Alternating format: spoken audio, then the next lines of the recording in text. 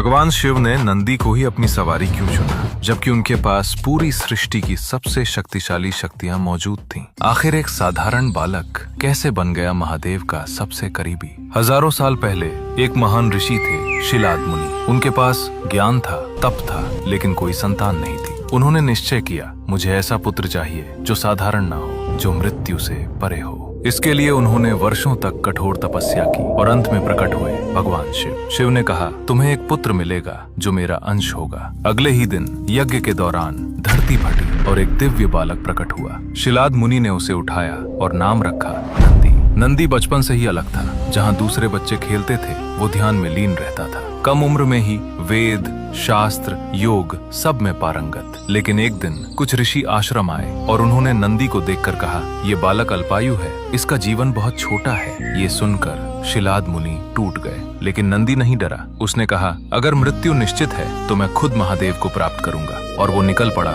हिमालय की कठोर तपस्या के लिए। सालों तक ठंडी हवाएं, बर्फ, तूफान और सिर्फ एक मंत्र, ओम नमः शिवाय। आखिरकार शिव प्रकट हुए। उन्होंने पूछा, क्या चाहते हो? नंदी ने कहा, मुझे अमरता नहीं चाहिए, मुझे बस आपकी सेवा चाहिए। मैं हमेशा आपके पास रहना चाहता हूँ। यही भक्ति उसे सबसे अलग बनाती है। शिव प्रसन्न हुए और बोले, आज से तुम मेरे गणों के प्रमुख हो, तुम कैलाश के द्वारपाल हो और तुम मेरे सबसे प्रिय, सबसे निकट हो। फिर शिव ने अपना त्रिशूल उठाया और एक दिव्य प्रकाश में नंदी का शरीर बदल गया। वो बन गया एक विशाल, अजय, दिव्य बैल। उसी क्षण नंदी बना भगवान शिव की सवारी। लेकिन उसकी परीक्षा यहीं खत्म नहीं हुई। जब समुद्र मंथन में हलाहल विष निकला, जहाँ देवता भी डर गए, वहीं नंदी आगे बढ़ा और उस विष की बूंदों को अपनी जीभ से रोक लिया। उसे कुछ नहीं हुआ, क्योंकि नंदी सिर्फ वाहन नहीं था, वो शिव की भक्ति और शक्ति का प्रतीक था। इसीलिए शिव ने उसे चुना, शक्ति के लिए नहीं, भक्ति के लिए। और इसलिए आज भी नंदी के कान में बोली गई हर प्रार्थना सीधे शिव तक पहुंचती है।